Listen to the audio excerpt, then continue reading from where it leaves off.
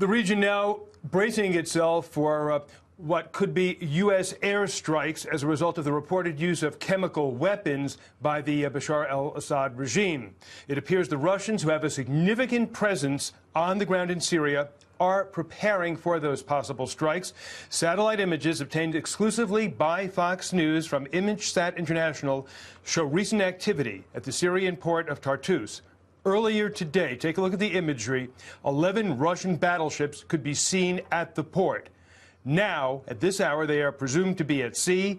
Only hours ago, a single Russian submarine remained.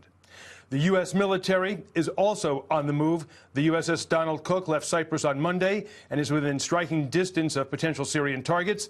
Published reports say it has an arsenal of 50 Tomahawk missiles. The USS Harry Truman, on a scheduled deployment, is also headed to the region.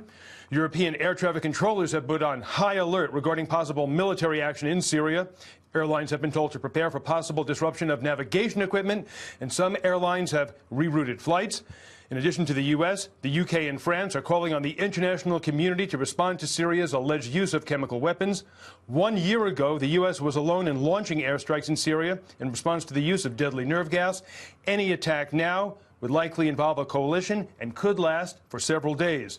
And although diplomatic efforts at the UN are deadlocked when it comes to authorizing an independent investigation into the reported chemical attacks at Douma, the Organization for the Prohibition of Chemical Weapons, acting on a request from both the Syrians and the Russians, says it is soon going to send a fact-finding mission to the scene.